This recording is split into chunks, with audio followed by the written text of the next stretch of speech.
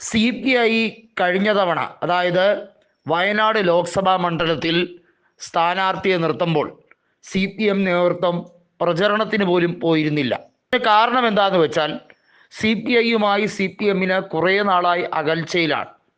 ലോക്സഭാ തെരഞ്ഞെടുപ്പിൽ പോലും CPIയെ സഹായിക്കാനുള്ള മനസ്ഥിതി CPMന് ഇല്ല എന്നുള്ളതാണ്. ഈ വയനാട് ലോക്സഭയുടെ കീഴിൽ വരുന്നതാണ് നിലമ്പൂർ നിയമസഭ. ഇപ്പോൾ നിലമ്പൂർ നിയമസഭാ തെരഞ്ഞെടുപ്പിൽ CPMന്റെ സ്ഥാനാർത്ഥി M സ്വരാജാണ്.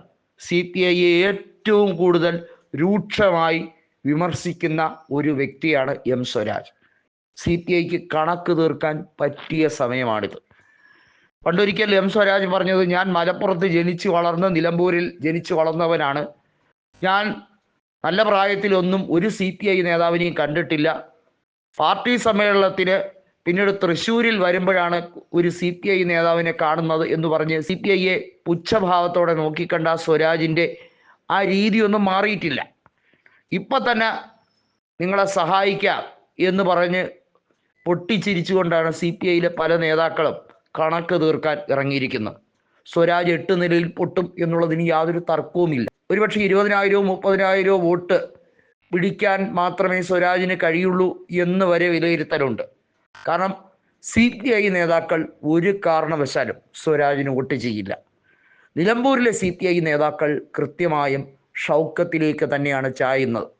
അതിന് കാരണമാകുന്നത് ഈ ഉപതെരഞ്ഞെടുപ്പിൽ CPMന് ഒരു പാഠം പഠിപ്പിക്കുക എന്നുള്ള ലക്ഷ്യവുമായാണ് CPIയിലെ നേതാക്കൾ വരുന്നത്.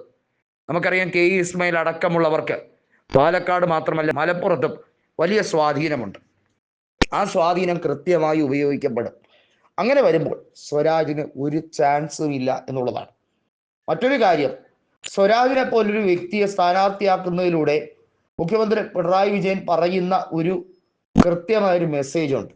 ഞങ്ങളുടെ പാർട്ടിക്ക് നേതാക്കന്മാരുടെ അഭാവമൊന്നുമില്ല, നിങ്ങൾ കരുതിയിരുന്നോളൂ എന്നൊരു സന്ദേശമുണ്ട്.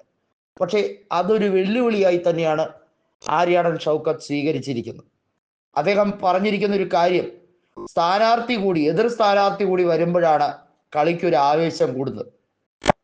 ഡിഫൻസിൽ ഒരാൾ ഉണ്ടെങ്കിൽ മാത്രമേ ഗോൾ അടിക്കാനുള്ള ഒരു തുര ഉണ്ടാവുകയുള്ളൂ. അതാണ് ഇപ്പോൾ തനിക്ക് ഉണ്ടായിരിക്കുന്നതെന്നാണ് ആര്യാടൻ ഷൗക്കത്ത് പറഞ്ഞിരിക്കുന്നത്. ഉമ്മൻചാണ്ടിയുടെ കല്ലറ സന്ദർശിച്ചതിന് ശേഷമാണ് മാധ്യമപ്രവർത്തകരോട് ഈ കാര്യം പറഞ്ഞിരിക്കുന്നത്.